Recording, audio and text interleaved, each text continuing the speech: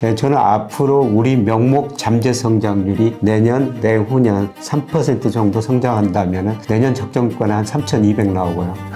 그리고 11월, 4월 거기에 다 합치는데 그 세 개가 한꺼번에 나타나는 게 20년에 한 번 있어요. 이게 정말 미신일 수도 있다, 표본이 적다라고 할 수도 있어요. 사실은 근데 100% 수익을 난 이제 그 전략을 매칭을 안 할 이유도 없죠, 그지?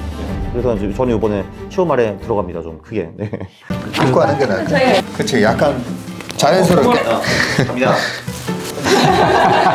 안녕하세요, 상류CBTV 구독자 여러분. 오늘은 추석맞이 대특집 프로그램을 만들어 봤습니다. 한창 킹영익으로 불리고 계시는 우리 서강대의 김영익 교수님 모셨고요. 안녕하십니까. 네, 그리고 오른쪽에는 나는 경제 전망 몰라, 나는 오로지 내가 확신하는 퀀트 전략으로 나는 투자해, 강황국 작가 오셨습니다. 안녕하십니까. 안녕하세요. 추석을 앞두고 이렇게 귀한 시간 내주셔서 두 분께 정말 감사드립니다. 지금 한 5개월이 지났는데 어떻게 보면 내가 투자한 이후로 가장 요즘이 힘들다, 이런 얘기 하시는 분들도 많거든요. 네. 그래서 지금 한 치 앞도 지금 내다보기 힘든 이런 경제 상황에서 지금 어떻게 가는 게 맞는지 오늘 추석 특집 프로그램을 이렇게 두 분 모시고 만들어 봤습니다. 네. 먼저 교수님한테 이제 제가 좀 많이 여쭤봐야 됩니다. 예. 가장 먼저 저는 1250원 환율이 돌파했을 때, 과거 사례를 보니까 1250원 돌파했을 때 주식을 사면 무조건 먹더라, 코스피. 그래서 1250원이 돌파한 4월 26일이었나요? 뭐 그랬었는데 그 이후부터 조금 공격적으로 주식을 하고 있는데요. 그런데 지금 1370원, 80원 가니까 이거 좀 무서워요, 교수님. 저는 뭐 지금 원화 가치가 가소평가됐다고 보고 있어요. 1380원은 우리 경제력, 뭐 물가, 경상수지, 대부채 이런 거 평가할 때 1380원이라는 거는 우리 통화가 가소평가됐다. 이렇게 보고 있고요. 우리 통화가 뭐 가소평가된 거는 최근에 달러 가치가 많이 오르기 때문이죠. 그런데 달러 가치는 뭐 국제 결제하는 기준으로 보니까 한 30% 정도 가대평가됐거든요.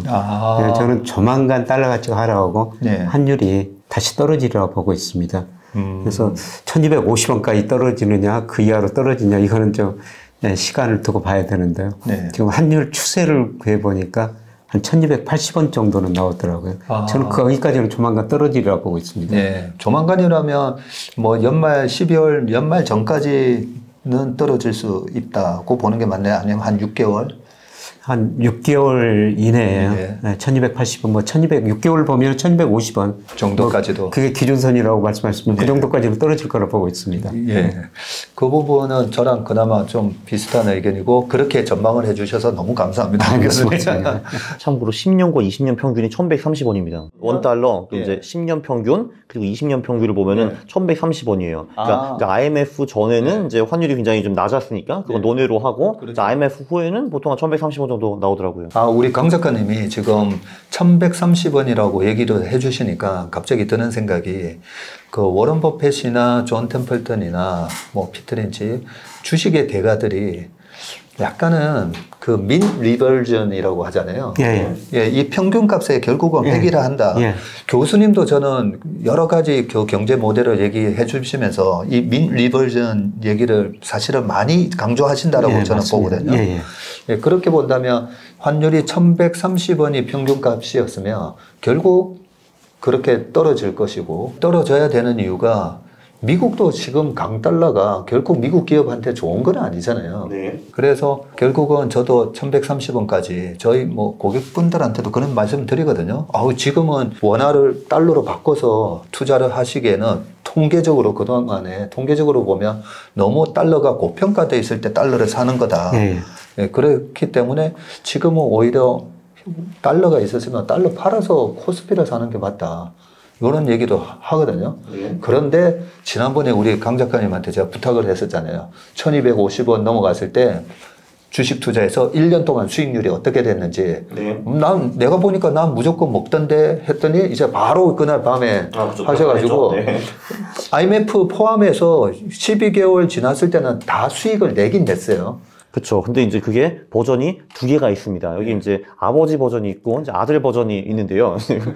아버지는 이제 1250원 환율을 밑에서 돌파할 때 그때 이제 들어가시는 거예요. 그게 이제 올해 같은 경우는 4월 말이 될 건데, 근데 그때가 아마 지수가 2,700원짜리였을 거거든요.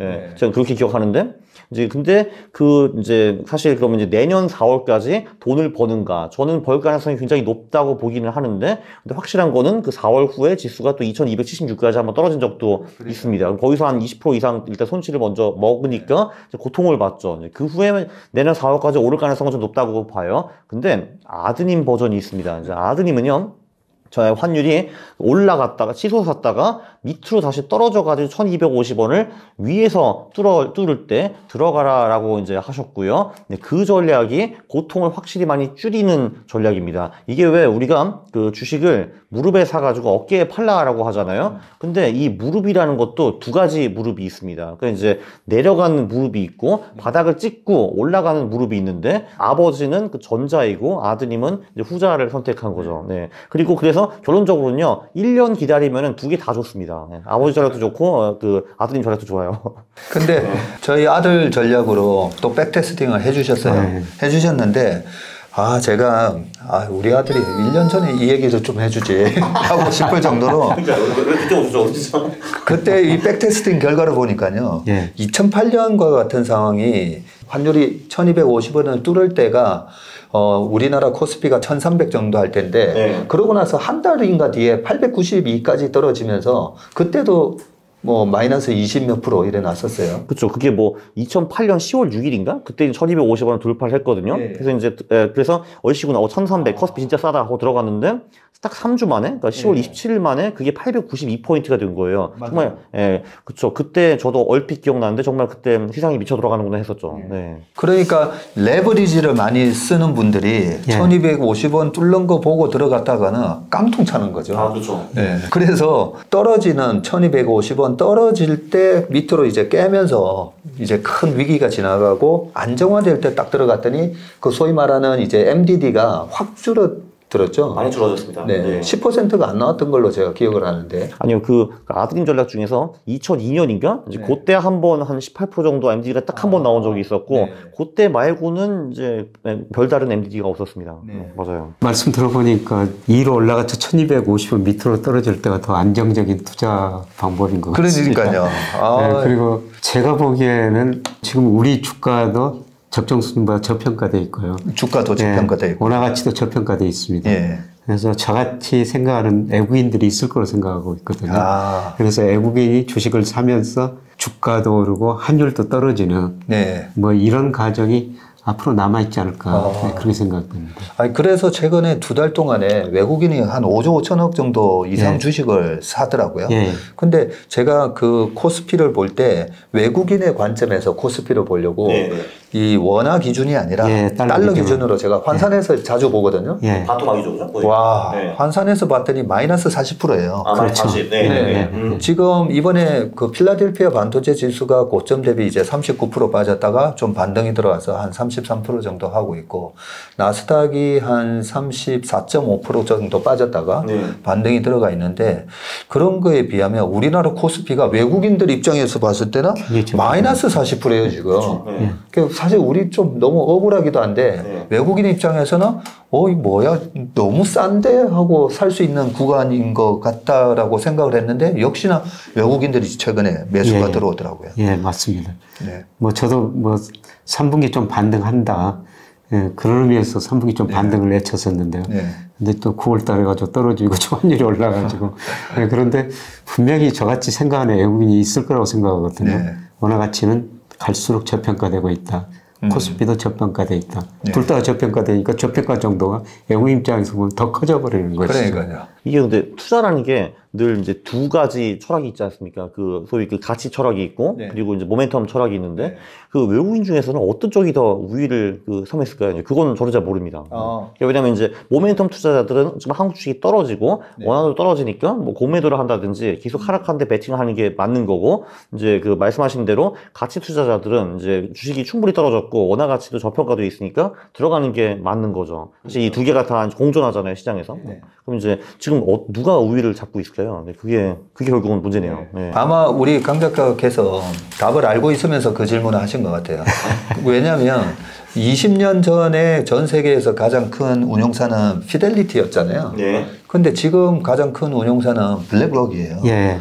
그리고 밑에 이제 뱅가드가 있고, 그리고 그 순위에는 들어가지 않지만, 그 레이 달리오의 브리지워터 어소시에이션부터 시작해가지고, 르네상스 테크놀로지 등등, 수많은 퀀트 베이스에 또 헤지 펀드들이 있거든요. 네.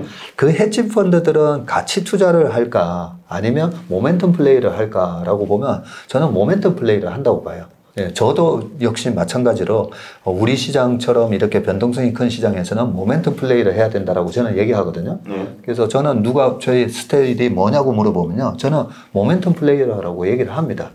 그래서 우리 강 작가께서 질문하신 그 내용에 보면 전 세계에서 지금 이루어지고 있는 그 주식시장에서 40% 이상이 기계가 매매한다라는 말이 있을 정도로 지금은 퀀트 베이스에 투자를 한다라고 생각하고요. 그런데 여기서 제가 두 분한테 질문을 드릴 게 생각이 났어요. 교수님은 일단은 내년 1분기, 올해 말부터 4분기 내년 1Q가 경제 지표가 좀 안 좋게 나온다라고 보고 계시잖아요. 지금 우리나라, 미국 다 안 좋게 나옵니까? 예, 그렇습니다. 물론 제가 가지고 있는 모델에 나온 수치인데요. 우리나라, 미국이나 올 4분기 마이너스 성장하는 걸로 나오거든요. 예, 그런데 미국은 그동안 소비가 성장을 주도했는데 소비가 감소하고 있고요. 우리나라는 수출이 성장을 주도했는데 수출이 감소한 거예요. 수출이 감소한다. 예. 야, 여기서 조금 이제 고민이 되는 게 그 우리나라 코스피는 수출하고 상관계수가 거의 0.9 가까이 나오지 않습니까? 예, 우리 일평균 수출 금액하고 코스피하고 상관계수가 0.86 정도 되는데 주가가 좀 선행하기는 합니다. 주가가 약간 선행하고요? 약간 선행하는데요. 예, 그런데 일평균 수출 금액이 앞으로 좀 줄어들 거예요. 줄어드는데 문제는 지금 코스피가 일평균 수출 금액을 가소평가하고 있다는 거죠. 수출 금액만 가지고도 적정 코스피의 레벨이 나오네요. 그렇죠. 그러니까 지금 일평균 수출 금액 가지고 주가를 평가하면 적정 주가가 한 2,700이 좀 넘거든요. 그런데 2,400 밑으로 떨어졌으니까 주가가 저평가되어 있습니다. 그래서 수출이 좀 감소되더라도 주가는 역시 저평가 영역이 있다는 거죠. 그러면 내년도 뭐 경제가 어느 정도 이제 성장하는지 규모로 봤을 때 내년도 우리나라 코스피의 적정 주가 수준은 한 어느 정도를 보면 됩니까? 올해는 제가 명목 GDP 4.5% 성장한다면 적정 주가 한 3,090 정도 나오고요. 올해 4.5% 증가합니까? 예, 명목 GDP가요. 실질은 한 2.5%하고 올해 물가가 높으니까 물가를 감안해서 물가 한 2%. 그런데 상반기 지금 한국은행이 발표한 것 보니까 상반기는 한 5% 정도 돼요. 명목 GDP가. 근데 하반기로 갈수록 성장률이 좀 낮아질 것이니까 뭐 연 4.5% 보는데요. 저는 앞으로 우리 명목 잠재 성장률이 3%로 추정하고 있거든요. 추정하고 계시고. 그래서 앞으로 내년, 내후년 3% 정도 성장한다면은 내년 적정 주가는 한 3,200 나오고요. 3,200요? 예, 그리고 내후년. 아이고, 감사합니다, 교수님. 아이고, 감사합니다. 이제 주가라는 게 가도평가되고 가소평가될 수가 있는데요.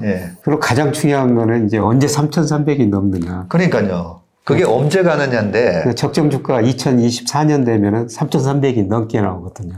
2024년 되면 3,300 넘어가고요. 잠깐만요. 그러면 지금 2,400이니까 3,300 가면 여기서 600 더하기 300 하면 40% 언저리? 40% 언저리네요. 그러면 2년 동안에, 아니 지금 요즘 뭐 3%, 4%, 5% 이자 준다고 특판 예금에 막 돈이 몰려가는데 2년 동안에 40% 수익 나오면 주식 할만하다, 그죠? 뭐 저는 그동안 주식 좀 비중 줄여주십시오 말씀드렸는데 지금부터 내년 1, 4분기까지는 주식 비중 늘려주십시오. 그래서 그런 기회가 오니까 이번 조정을 잘 이용하라는 말씀을 주셨고, 우리 강 작가한테 제가 여쭤보고 싶었던 게 그 가치 투자하는 사람들은 오른쪽 무릎이든 왼쪽 무릎이든 그냥 싸면 사는 거거든요. 근데 우리 강한국 작가한테 배웠던 게 그 예전에 이제 할투 영상에 보니까 그 할로윈 전략이 있었잖아요. 네. 그러니까 우리나라 사람들 거의 다 모르고 있는데 우리 강 작가 때문에 이제 많은 사람들이 알게 된 전략인데, 그때 3프로 TV에서 2020년 11월 3일 트럼프 바이든 선거 있었을 때 네. 그때도 이제 저한테 이제 시황을 물어보길래 외국인은 돌아올 거다. 네. 왜냐하면 할로윈 전략이라는 게 있다. 독일에 있는 코트라의 그 강한국 작가라고 할로윈 전략 엄청나게 유용한 전략이라고 얘기했다. 외국인은 돌아올 거다. 라고 얘기해서 실제로 11월 달에 외국인이 7, 8조인가 샀었어요. 그때.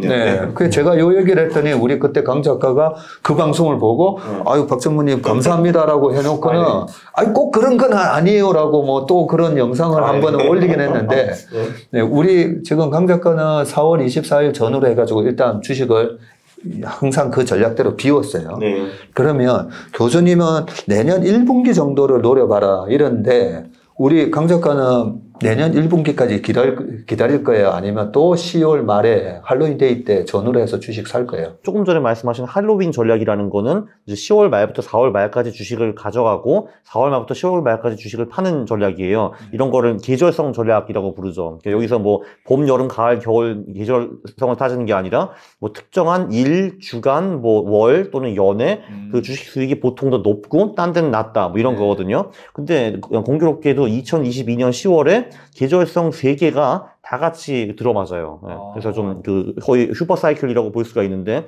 이 계절성이라는 거를 사람들이 미신이라고 보시는 분들도 있어요. 한마디로 그건 우연의 일치 아니냐 하는데, 근데 우연의 일치치고는 너무 자주 들어맞아요. 그래서 이제, 그리고 저 같은 경우도 늘 이제 11월, 4월에 돈을 벌었고 5월, 10월에 깨지는 걸 반복하다 보니까, 아, 계절성이라는 거는 존재를 하는구나라고 이제 믿게 되었고요. 어쨌든, 지금 어떤 세계 사이클이 있냐면은, 이게 재밌는 게 10년 사이클을 보면은, 주식시장이, 그러니까 특히 미국 같은 경우는 2로 끝나는 해에 보통 저점을 많이 찍어요. 그러니까 짝수해. 아니요. 2로 끝나는 해? 네. 그러니까 1922년, 32년, 42년, 52년 이럴 때 보면은 그때 보면은 거의 다 놀랍게도 찍고, 그리고 중간 선거가 있는 해에도 주식시장이 보통 저점을 찍습니다. 올해도 그랬지만 4년 전으로 한번 계속 점프해 보면은 그게 매번은 그렇지 않지만 한 10번 중에서 7번, 8번은 그때 저점을 많이 찍어요.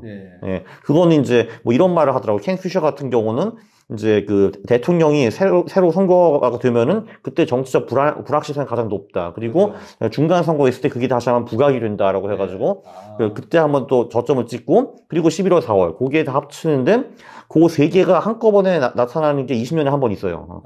22년, 42년, 62년, 82년, 2002년, 2022년 이렇게 있는데 그 후에 저점을 찍은 다음에 미국 주식이 가장 안 돼도 4년 안에 2배는 올랐어요. 매번. 예. 매번 2배나 올랐었어요? 예, 그리고 이제 한 2번은 4배 정도 올랐어요. 1922년, 1982년. 그랬죠. 그래서 이제 물론 이게 정말 미신일 수도 있다, 표본이 적다라고 할 수도 있어요, 사실 근데 뭐 그렇게 이제 지금까지 100% 수익을 난 이제 그 전략을 배팅을 안 할 이유도 없죠, 굳이 사실. 그래서 이제 저는 이번에 10월 말에 들어갑니다, 좀 크게. 네. 그래서 우리 강 작가의 그 퀀트 분석을 보면요, 이게 우리나라만 해당되는 게 아니고요, 미국, 독일, 뭐 글로벌하게 다 이 할로윈 전략이 월등하게 그냥 1년 내내 주식을 하는 것보다 낫더라. 할로윈은 전 세계에서 다 통하죠. 묘하기도. 그래서 희한하더라고요.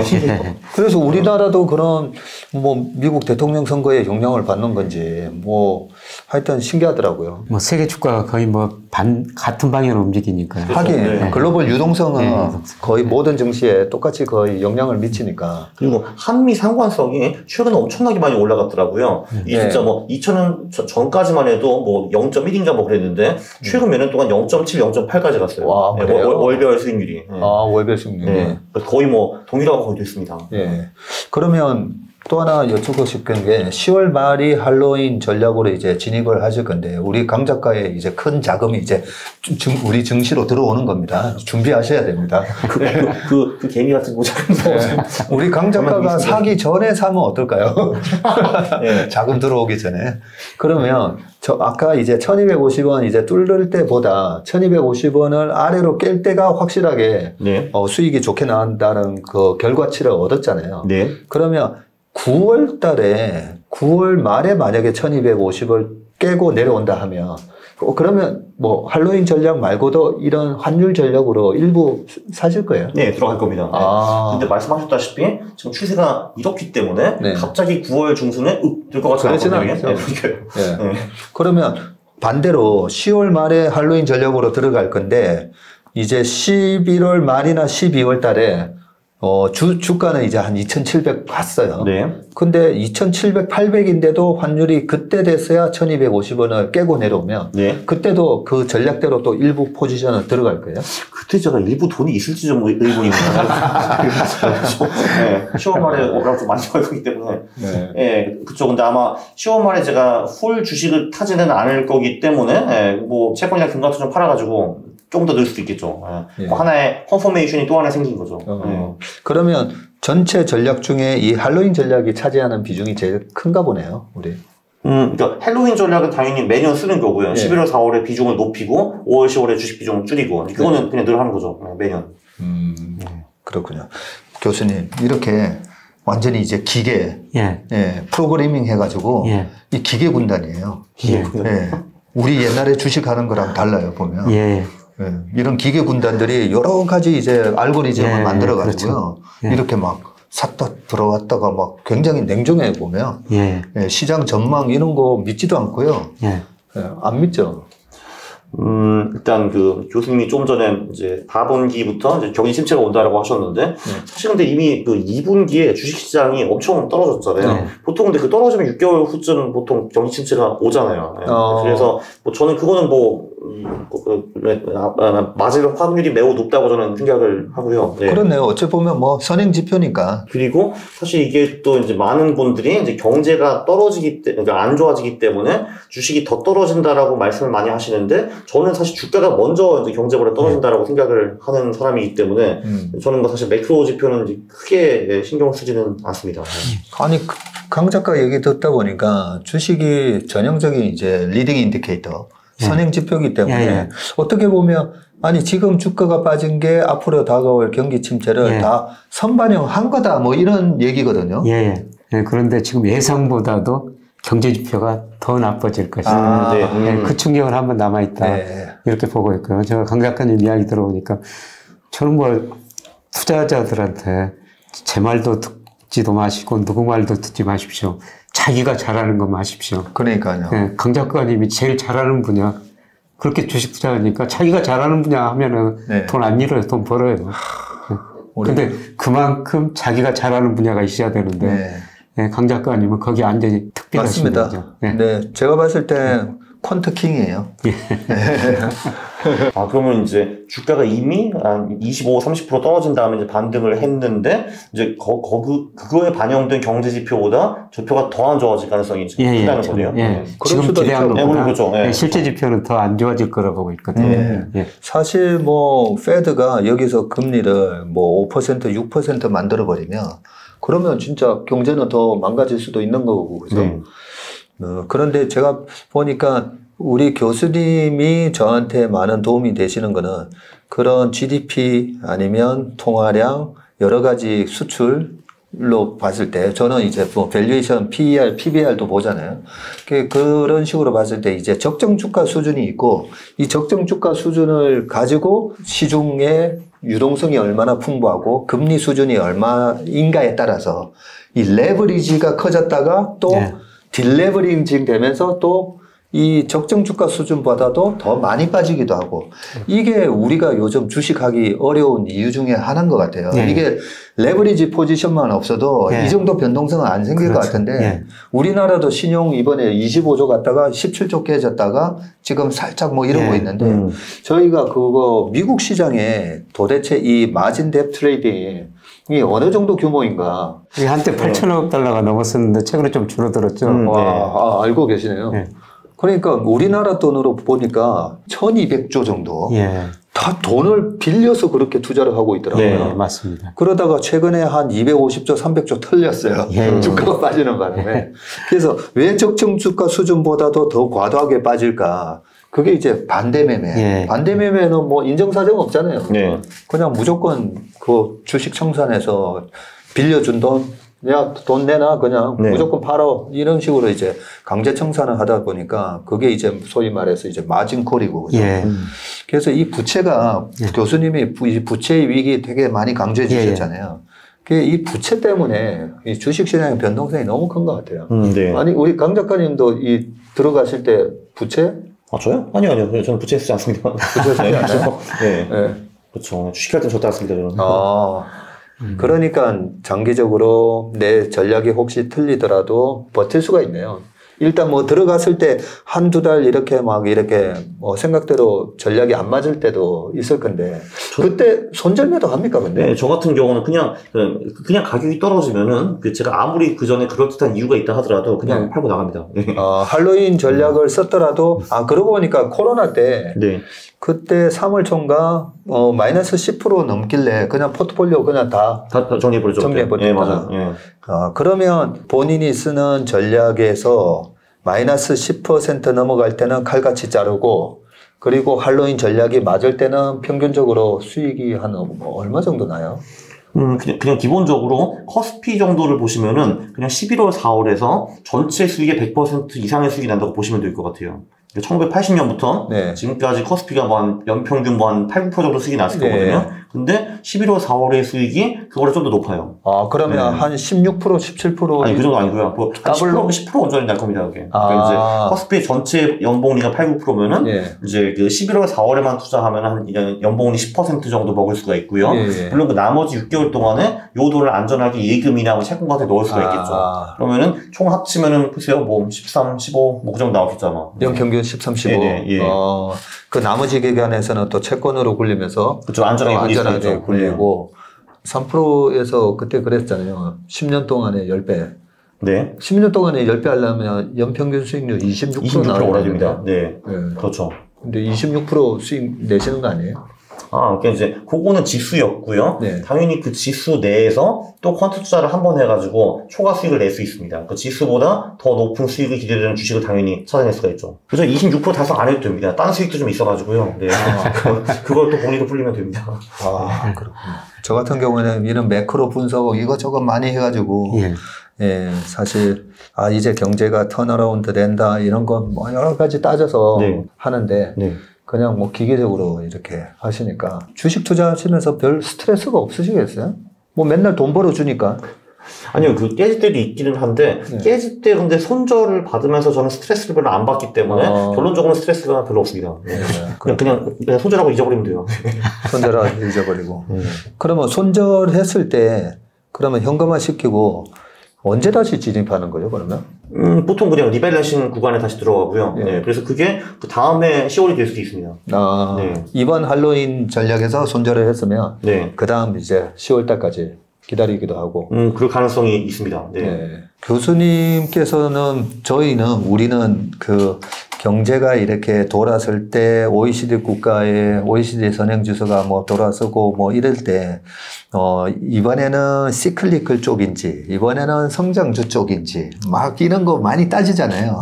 왜냐하면 이게 왜 중요하냐면 우리는 코스피를 무조건 이겨야 돼요. 그렇죠. 펀드 매니저는 코스피를 못 이기면 잘려요. 그렇죠. 그래서 펀드 매니저들이 이렇게 떨어지는 장에서 잘리지 않고 강세장에서 잘려요. 그렇죠. 예를 들면 뭐 태조 이방원이 뭐 플러스 400% 수익을 내고 있는데 나는 못 낸다 하면 이제 문제가 되는 거죠. 그 테마를 못 쫓아가는 건 상관이 없는데 결국은 코스피를 이겼느냐 못 이겼느냐. 그게 중요한 기준이 되죠. 그러니까요. 그것 때문에 맨날 이제 우리가 그런 것도 고민해야 돼요. 시장뿐만 아니라 그 지금 이 시장을 이길 수 있는 그런 포트폴리오가 뭔지. 그런 거가, 우리는 교수님, 그런 걸 그래도 예측을 하지 않습니까? 경제 상황을 보면서. 뭐 저는 선행지수 순환변동치가 이쪽으로 자산 배분을 하니까요. 선행지수 순환변동치가 떨어지면은 기술주, 경기 관련주는 비중 줄이고, 그 다음에 통신주 같은 거. 이런 건 비중 좀 늘리고, 선행지수가 증가세로 돌아서면은, 그때 물론 그 기술주들이 조금 선행해서 경기 관련주들이 오르거든요.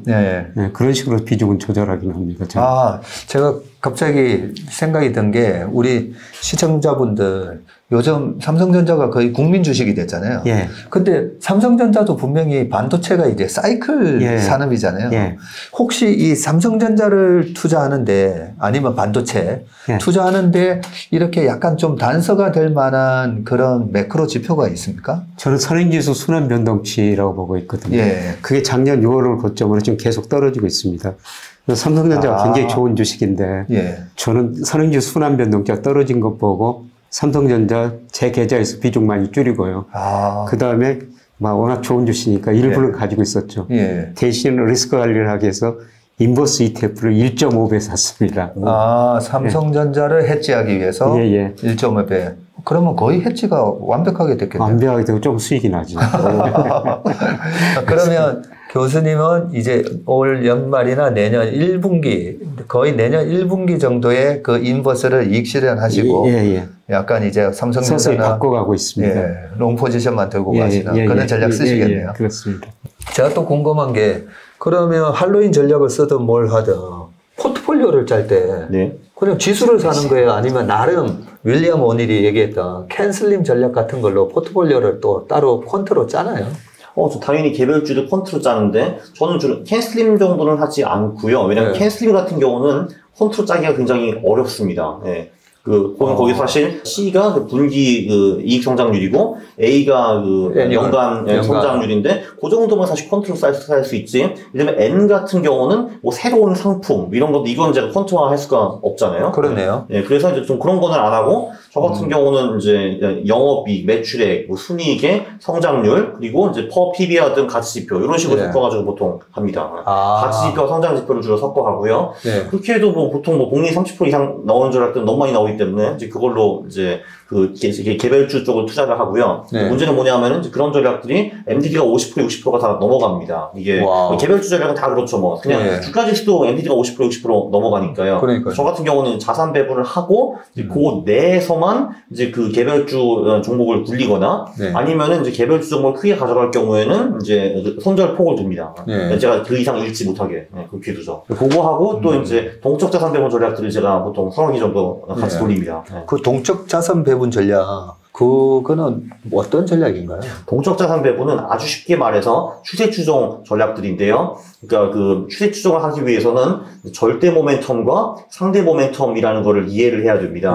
상대 모멘텀이라는 거는 내가 무엇을 사야 되는가를 정해주는 모멘텀이에요. 한마디로 우리가 살 수 있는 자산이 굉장히 많은데 그 중에서 최근에 많이 오른 친구들을 사는 거를 상대 모멘텀이라고 하고요. 정말 추세가 가장 좋은 애들 최근에 이제 그렇게 하면 우리가 수익을 올릴 수가 있고요. 절대 모멘텀이라는 전략은 뭐냐 하면은 언제 우리가 훌륭한 주식을 사야 되는가 그거를 결정하는 게 절대 모멘텀인데 한마디로 얘가 뭐 최근에 이제 수익이 플러스 0, 그러니까 0 이상이다 하면은 사고 0 이하이다 하면 파는 전략들입니다. 한마디로 상대 모멘텀과 절대 모멘텀을 결합을 하면은 보통 때 상승장에서는 최근에 가장 많이 올라간 놈들을 사되 하락장에 오면은 주식 아예 팔아치우고 안전자산으로 넘어가는 이제 그런 행위를 취하게 되는데요. 이렇게 하면 보통 꽤 높은 수익률과 낮은 MDD 두 개를 동시에 먹을 수 있습니다. 그러면 이제 10월 말 할로윈 전략을 이제 준비하실 때 뭐 벌써 준비가 되어 있으신가요? 아니면 9월 말 이렇게 뭐 실적 발표된 거 보고 이제 10월 달에 포트폴리오를 짭니까? 이미 2분기 실적은 DB에 이미 반영이 되어 있고요. 10월 말까지는 3분기 실적이 안 나오기 때문에 어쩔 수 없이 2분기 실적으로 이제 10월 말에 포트폴리오를 그때 뽑아볼 겁니다. 뽑는 거는 뭐 몇 번이면 되니까요. 그러면 그 포트폴리오 나오면 저한테 보내주세요.